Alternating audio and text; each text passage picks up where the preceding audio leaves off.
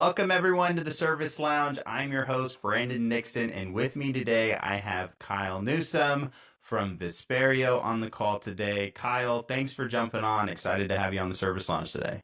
Hey, thanks so much, Brandon. I really appreciate being invited on. I'm excited.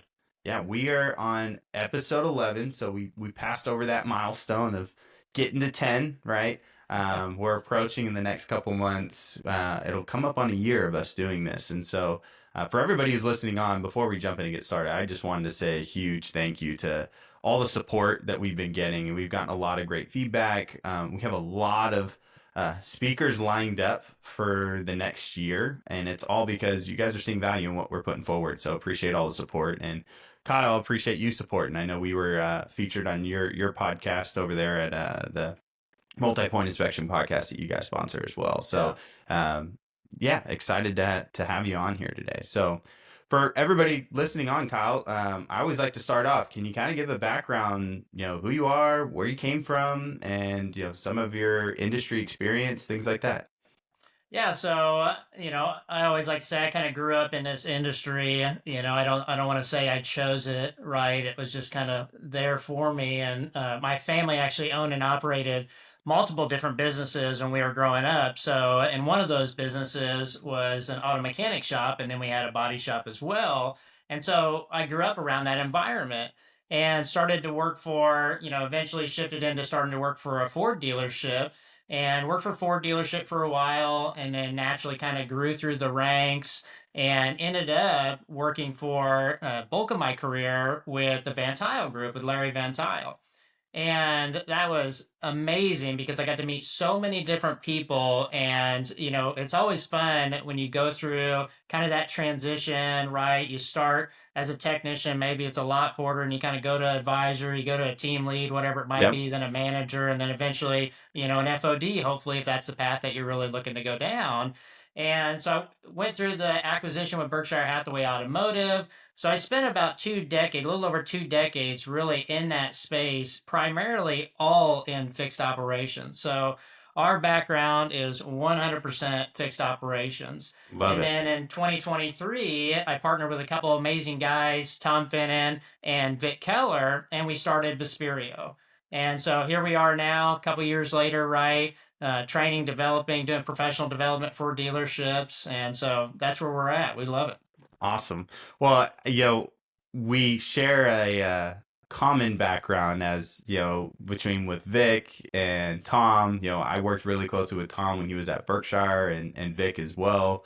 So it's been exciting to kind of see you guys all come back together and start to execute at a real high level. So, yeah, no, excited to have you on here. And I think there's going to be a lot of information that we're going to be able to take away. I really want to pick your brain for everybody who's listening on right now from the fixed ops side, based off where the industry's at today, because you've been in the business for quite some time going through, I'm not trying to age you out, but I'm saying you've been in the business for a while. I want to, get your insight. You've seen the ups and downs in this industry. And, I think I just posted a video not too long ago where I was saying the one thing that's the most consistent thing in this industry is the uncertainty of, what's going to happen, right? There's Yeah. always change. There's always an ups and the downs. And today it's the people talking about tariffs and the change in the administration, and tomorrow and 6 months from now it'll be something else, right? There's always going to be something popping up. But Yeah. from your perspective, where are you seeing the industry now, and what are you hearing from managers out there? Yeah, and I think to your point, right, Brandon, is it ebbs and flows, right? And this business has always done that for as long as you and I can remember for sure. Yeah. And now we're in that kind of position to where, hey, the business has gotten a little harder again on the front end. Yeah. Everybody's really refocusing on selling cars, right? We're going back to selling cars versus, hey, do you have the car? Okay, you Yeah. sold the car, right? If you have it, you sold it type of deal like it was. And now we're really shifting focus back on that fixed operations side. Now, the good news is hey, we know what to do in fixed operations. Like that team, we understand that team as a whole. There's a bunch of very, very good dealerships out there with great managers in them that are consistently doing a great job in that fixed operations department. And I think that's always the key, right? It's the anchor. That fixed operations is really the anchor of consistency in that dealership. Well, And it's it, always it been like that for years, right? Everybody's yeah, always, as much as when we think about car dealerships, we think about the sale of the vehicle, right? Yeah. But what keeps those doors open is fixed operations. That's that main profit center that's driving that money through that door and helping the dealership get through the ups and the downs. All Yeah. the way through, we've seen for the past, few decades, it's always been fixed operations driving that revenue in. Yeah, and there's a reason that saying exists, right? Sales sells the first car, service sells the rest. Yeah. Like that exists for a reason. Yeah. Well, with what you guys are doing over at Visperio, and I always like to not talk too much about the companies, but what I've been very intrigued with what you guys are doing is it's mainly focused on building a process at the dealership and the fixed operations department that's really going to help to elevate them to the next level. I've seen over the last, I'd say, 6 to 8 months, a lot of managerial change on the fixed ops side, right? Either managers jumping from one location to another, or we've got a whole new generation of managers moving up into the next position where now they're that service manager, now they're the new FOD, and they're developing that. I've always said that it's very easy when you're a service advisor or even a technician or parts advisor to go, well, if I ran the show, here's Yeah. what I would do, right? And then you jump into the position and it's like, oh, this is a lot of chaos. There's fires all around me. And now you turn yourself into a fireman and you're not the guy holding the ship together. You're Yeah. just putting out fires here or there. So what I've loved about what you've brought forward is, helping to build that process. So can you kind of dive into that, especially for a manager who's just now, let's say, like you said, moved through the ranks and now is moving into that position? What are some of the key items they should focus on when they first start? Yeah, I think the first one is, hey, if you find yourself as a firefighter, maybe go find the guy that's got the matches and take them out of his pocket, right? Like that'd be maybe step one. I think we always focus on that reactive state, Yep. right? Well, if we can be a little proactive, it can make our day much, much easier. But back to your point, 100%, we're seeing this massive shift either with, I was a great service advisor, I was a great shop foreman, or however you transition into that manager role. We call it kind of that peer to leader transition. And one of the biggest things that always drove me crazy in the business, still kind of drives me a little nuts, honestly, is we love to promote to failure. And we always put that person in the seat because, hey, what happens, right? They're there every day. Hey, Jimmy's here every day. He's a great service advisor. He surely can be a manager. Let's give him the title and the keys and say, go get him. Well, what do we do to really help Jimmy understand what needs to happen in that role? Because odds are, right, he watched somebody do it for years and more likely either love that person and he's going to try to emulate exactly what they did, Yep. or it's the exact opposite, right? Yep. Maybe there's a couple things they like, but more likely there's 90% they're like, I'm going to do this totally different. And then to your point, they get in the chair and they're like, oh shit, there's a lot of stuff going on in this chair, you know? Absolutely. Yeah. Well, I like what you just brought up. I thought that, that's crucial, right? It's important, especially from like a general manager's perspective, when you're promoting within. Who was the person there before? Who did they learn from before? Because I agree with you. It's either they really liked that manager and that manager retired and great, there was a good process before and you just moved the right person into the next role. I'd say that would be a more rare scenario than Yeah. often, right? Majority of the time, it's that, lead service advisor who's like next for that or next up and ready to move in and ready to just shake the tree because he didn't like the manager process before. Well, guess what? That's the only thing he was able to learn off of, especially if he's been there for, a few years. That's the way that he learned to manage. You're going to see a repetitive cycle there. So I agree with you, making sure you put the tools to those managers to get them trained up, right? Get them ready to take on the challenge of leading the department. Yeah, and we see it all the time where you have a new manager coming in. And this happened to me when I was in my early 20s, is when I really got my first store to say, okay, here's the keys, Kyle. Good luck. And that was kind of that was it, right? That's what you got. And then I was told, hey, CSI's in the tank. You got 30 days to fix it, or I don't know if this is going to work. Okay, well, it's been in the tank for 2 years prior to me, but yeah, 30 days, that seems pretty fair, right? So fast forward, right?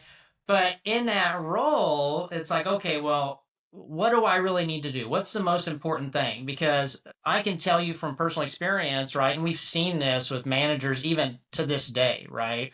To where they get in that role and then they see what that past manager is doing. Maybe it's the month end process is always one of my big pet peeves, right? Mhm. Because I don't understand why it's so stressful. It's just another day. You got to run a few more reports, but if you're buttoned up and you have a process, it's just another day, right? Yep.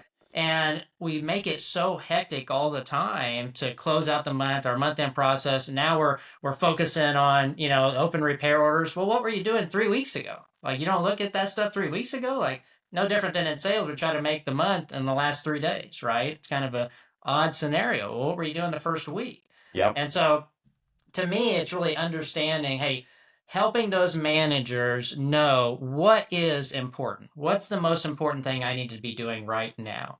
Right. And that varies per store, per manager, but really helping them understand, hey, what do we really need to do? Do I need to sit in my office for the next 4 hours and run reports? Probably not.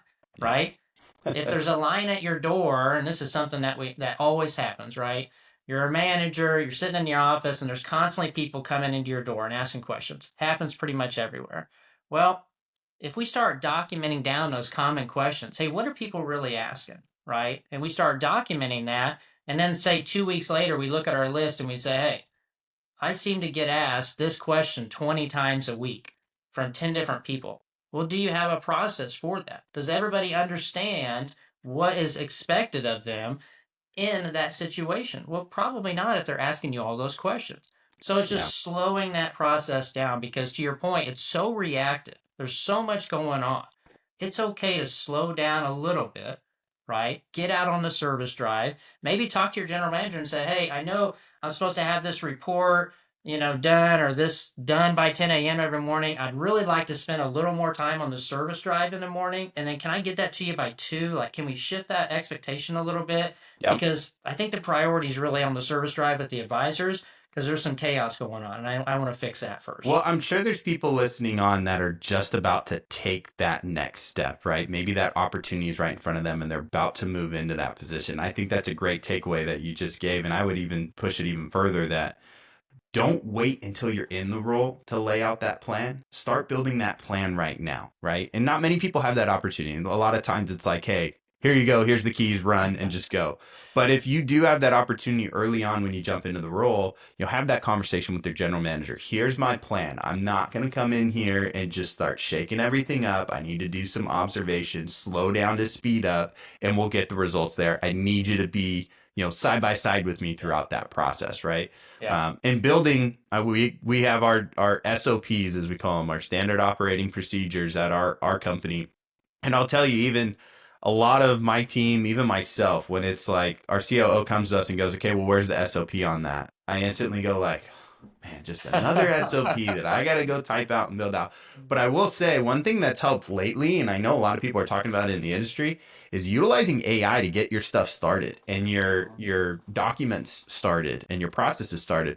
Like you said, if you're getting questions consistently from these individuals, start documenting that, and then at the end of the week, go throw it into a chat GPT and say, hey, here's the most common question I got this week.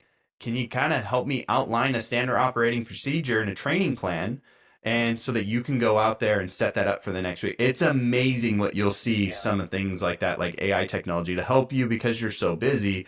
Oh, you may not have time to go build a 4-page document explaining exactly how they address that, but you could use tools like that to help and get things done very quickly. Yeah, I think that's a really good point. And we utilize that, I know, in our company with the feedback piece and really just even understanding. Maybe I'm a manager and I've got 20 different things that I'm getting generic feedback on from Yep. technicians, advisors, BDC, whatever it might be. To your point, throw it in Chat GTP, give it a good prompt, right? You need to give it some good instruction and direction, and Yep. then just say, hey, what's the common theme here? And so then they could categorize that, and then you can say, okay, out of these 5 things that it kind of categorized down to, what's the most important thing I want to work on? And then we pick that one thing and one thing only, and we tackle that one thing. Well, and I think also when you identify those certain areas that the service department need to improve, right? And you start focusing on that, let's say it's for a week or whatever it might be. I think it's important that you come back with your team at the end of the week and acknowledge that, look, here's what we focused on. Look what we were able Yeah. to accomplish. Is everybody on the same page?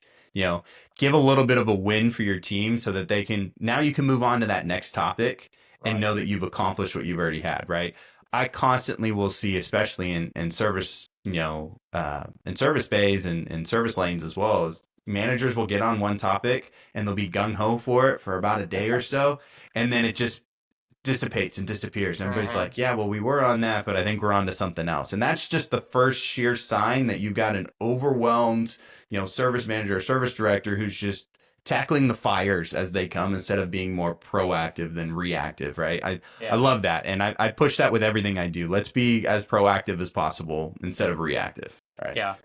Yeah, I think you're right on point there. And then, going back to when we do develop those processes, I think as managers, right, and I fell into this trap, is you kind of feel like it's all on you. Hey, I've got the title. I've got to be the one to figure it all out. I've got to have all the answers. Well, it's okay to not know, right? It's okay to get other people involved. And you really need to get other people involved, especially when it comes to the process. Like I'll never forget this scenario, true scenario that happened, but we use it all the time because it's so relevant in our industry.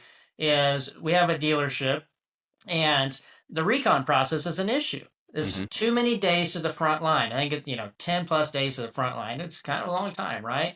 And so everybody's just talking about the problem. Hey, the problem is it takes too long to get the cars in. Yeah. Well, what ended up happening is we break it down into the stages. Hey, what's day one after trade? Does everybody communicate? Do they know the car's here? Do we have a process to let the shop know? Do we get the ticket written? Just the normal process. Well, fast forward, what we find out is that the cars are getting held up in detail. Well, what should you do as the manager, right? Go spend some time in detail. There's a great book, it's called The Toyota Way, Yeah. and it talks about going to the Gemba. Well, what it means is just go to where it's happening, right? Yeah. Go to where the opportunity is, right? And spend a little time in detail in this case. Well, guess what happens when the manager spends a little time in detail? They realize that one of the vacuums is broke because somebody ran over it and they didn't say anything. I know that never happens in dealerships. Everybody just speaks up right away, but they didn't say anything in this particular dealership. Now they're using one vacuum. It's slowing everything up. Get another vacuum, Yeah, right? it's Problem as solved. simple as a $40 vacuum that you had to go get that, Yeah. but everything else trickled down of those problems. Mm-hmm. But I think that ties into leading by example, right? Oftentimes it's like, okay, well, go fix that, right? Yeah. Go spend some time, because when we often just go to place blame wherever it's at, then you get your team start retaliating, and then you just look like the individual is just like going, hey, here's what's wrong, you guys are the ones messing up, but Yeah. when you sit down and start to get your team involved in the solution and going, hey, just help me understand, I just want to make sure, because there may be something that I'm not seeing, and it could be that vacuum there that's that simple. I Yeah. love that example. That's Yeah. some great info. But And we saw it personally at our own body shop. So our background is we came from the collision business, and we constantly would see that. It's like, all right, let's follow it from process start one all the way to the Mhm. end. And there's got to be, a kink in that chain that's causing Yeah. the rest of the process to fall off. Yeah. So I It, love that. That's great. it's amazing. It is amazing. I remember one dealership. Their issue was they didn't have enough pins. Like it's the most silliest things in the world. You're like, what? What? We haven't got our pin order right or whatever. We gave it like, come on, Yeah. But to your point, you're right, is getting that team involved when you're creating the process. Hey, if it's a process that has to do with a service drive, who should be involved in it? Right? Yeah. Maybe the lot porters, probably the service advisors, maybe your drive manager. Get everybody involved, have a conversation because their viewpoint through their lens is going to be much different than yours, right? And Yeah. it's valuable. Well, so I want to go back to, and I know we talked about it a lot here, but I think it's crucial, is being that fireman in the drive, right? It's very hard. And I know there's a lot of people listening in that are like, man, that's just how I feel day to day. I've felt that for quite some time in my role, in my job here, is I'm constantly putting out fires, right? Leading a Mm-hmm. company and, having so many departments and so many dealers and this and that, there's constantly something going on. And one thing that I've learned, especially when you've got a team, and I see the best managers out there in service drives doing this, is like you said, there's always going to be a line out your door with a bunch of problems and a bunch of questions, and start challenging your team in a positive way that, like, hey, I'm going to help you out with this, but next time you got something, what I'd like you to do so that we can move through things quicker, because I may not always have the answer. When you got the problem, come with your proposed solution. And Yeah. if you don't come with a solution that's right, we'll talk through it or whatever it might be, but at least you started with the solution so that we can get through something quicker, right? Yeah. I've noticed when I do that with my team, they're no longer walking into my office going, "Hey, I've got this problem. What do I do?" They go, "Hey, so here's what's going on. Here's what I wanted to run by you for my solution and just wanted to get your thoughts." And like, okay, great. We're already 60% of the way through getting to the solution by the time you walk through my door instead of starting at ground zero, right? Yeah. And it gets them to feel more involved in the solutions at the dealership because, again, they're coming to you with the solution, not just the problem. And the people who Yeah. do that, you'll very quickly know are going to be the ones who are going to excel and succeed. And the ones who don't, like you said, get rid of the ones that are bringing the matches to work, right? Yeah, So, yeah, 100%. Yeah, and to your point there, I remember in one dealership, we literally changed the name of the meeting room to solution room because love it. everybody just kept talking about the problem all the time. And it's like, hey, solutions only, right? We all know what the opportunity is. We've been talking about it for months, probably, right? The KPI hasn't moved, whatever you're measuring. But Yeah. to your point, and I think that goes hand in hand with empowering the individuals, Yep. right? There's a great practice that I know I used in our dealerships is if an advisor, let's say, I set the vision, I have a clear standard, everybody understands what's supposed to happen, what the expectations are. And if that advisor has a question, usually it has something to do with like taking care of a customer or customer needs something, right? It's pretty common. So that advisor has a question. Well, what do they typically do? They come into your office. Well, if you've outlined everything properly, put a system in place to where they feel empowered. And what I would always have them do is, hey, I want you to go check with your coworker. Get a coworker involved. And if you two come up with the same solution, I just want you to do it. And I'm going to support you 100%. Now, Love the that. kicker to that is obviously, if you would have done it differently, which I promise you, there's going to be times you're going to be like, maybe we should do that a little differently next time.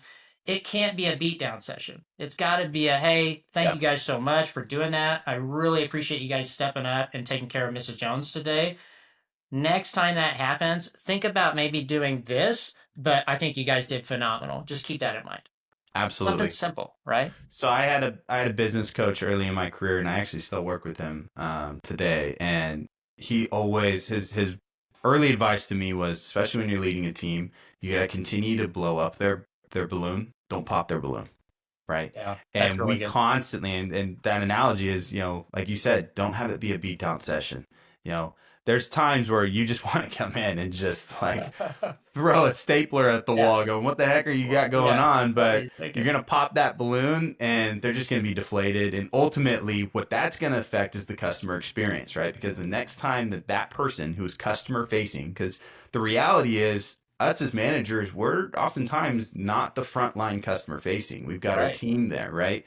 So we got to keep their spirits at a certain level. And the ones that don't, you'll be able to very quickly realize, like, okay, I got to make a change there. Mhm. But if you start popping balloons and you're not blowing up their balloon and keeping them going, then guess who suffers? The customer who's walking in that Yeah. door going, that guy, he's a jerk, or she does not handle this experience well. I never Yeah. want to work with her again, right? And Yeah. it's just because they may be having a bad day, or it's because you as the manager just came down on them so hard without helping to find a solution together. Yeah. And it helps build your bench because you can identify those next leaders very quickly if you Absolutely. do it just like you're talking about. I've always been a big proponent of, and I know at some dealerships this can work and some this can't, but anytime I have new employees that come on, and even my team members today, is I want you to work so hard to replace me, Yeah. right? And I know I did my job when I can go, yeah, that guy's next up, Yeah. right? He should be moving into this position. He's doing way better than me, or she's doing way Hmm. better than me. Then great, I did my job as a manager, and that's I think where a lot of, no matter what company or organization you're in, we get threatened by the people in our organization doing well. We need to promote that, and that just for you as a manager goes to show you're being a better manager, right? There's Yeah. always going to be that next position and that next opportunity. Elevate everybody there, and it'll end up a better customer experience, Yeah. right? Well, I know nobody, I know this is rare. Nobody in the car business has either an ego or is insecure. I know we never run into those two things. Yeah. I know I certainly didn't have that, when I was in the car business. But the reality is I think it's that insecurity that drives some of that to where, hey, we're really comfortable in our little zone here and we like Yeah. to maybe hoard the information versus just be transparent. Yeah. Be transparent with the information. It's amazing that we still hear this today, but we talk to dealers today, and the managers don't communicate final numbers with the team, right? Hey, how did the department do? How did we do as a team? It's just it's wild to me that we don't put that information out there. Well, that's a great point, and I think that's a good like last takeaway for us to put in this is setting your goals. And I always say set your goal line and go for it as a team, right? If Yeah, nobody knows what that goal line is, and then you're not reviewing where you're at on a daily, weekly, and then at the end of the month basis, then how can you expect the team to start going in that direction, right? yeah, You brought up a great book with the Toyota Way. I was going to turn around and look at it, but I'm at my home office and not my work office. My work office, yeah. I've got that book sitting behind me. Another one that we've got is The Game of Work. Mm, And I've always loved, it's a very easy read. I recommend anybody who's on here to go, buy that book and read through it. And it talks about gamification of everything that you do, but your team will never succeed if you don't have that overall goal at the very end and they don't clearly understand what that overall goal is. So yeah. set that ahead of time and then put the processes in place to get there, right? Yeah. And do that together.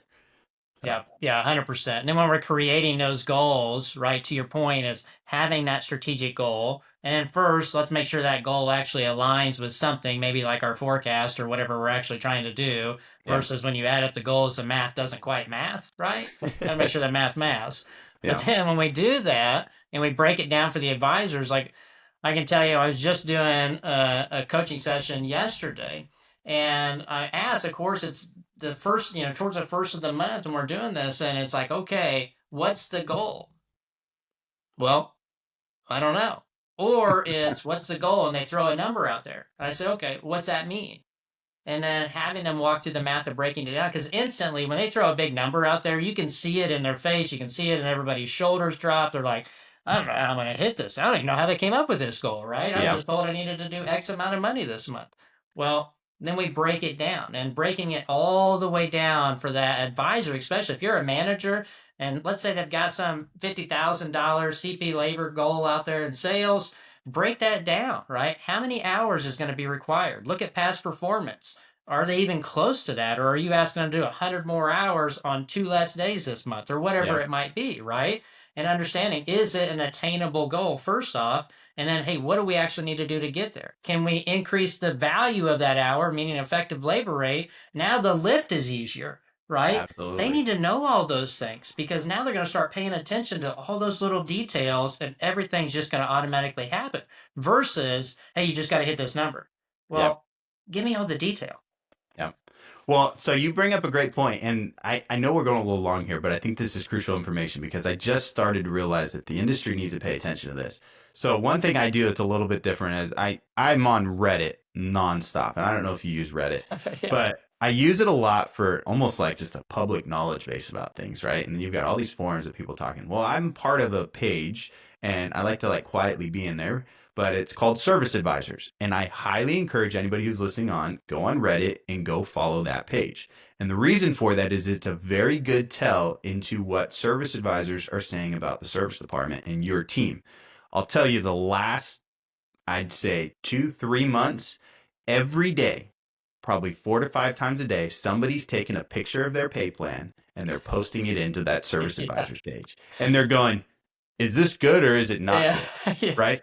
And Yeah. then you've got advisor after advisor, and like the good ones who understand how to read the pay plan are like, you're never going to hit the level that you're looking to hit, or Yeah. that's actually pretty good. Where are you working? I want to start working there too. Right. Yeah. But what it says, from what I take from that, is that too many people don't understand, like you said, that end goal, right? Yeah. So when you want to get your advisors motivated to get to that next level, start understanding what's your financial goals. Like, where do you want to be at working here? And then back into that pay plan so that they know what they need to do every day to Yeah. hit that number based off the pay plan you have put forward. Because if we explained and went through that process with everybody, then we wouldn't have, like I said, 3 to 4 times a day, people taking pictures of their pay plans, posting it on Reddit saying, hey, is this good or not, right? We're not spending the time as managers to walk them through that. But I highly encourage, and even if you're not following that page, go on Service Advisors. I've recommended to OEMs to go in there because oftentimes that's the first page that you find, industry trends and things popping up there. So Yeah, yeah, no, I think that's a good point. Yeah, and it just goes back to the communication, right? Which is absolutely. always the number one thing, pretty much in any business, it seems like. Yeah. But just the communication is just not there some of the times. Yeah. Well, Kyle, I appreciate you jumping on. This was valuable information, at least for me too. I took a lot of good takeaways that I can address with my business. So appreciate you jumping on. Excited to be working closer with you here in the next couple weeks. And Yeah. yeah, hope you have a great rest of your weekend. And for everybody listening on, stay tuned for next month's episode. And Kyle, yeah, thanks for jumping on. Hey, thanks so much. I appreciate it, Brandon. Yeah. All right. Thanks, everyone. Have a good day.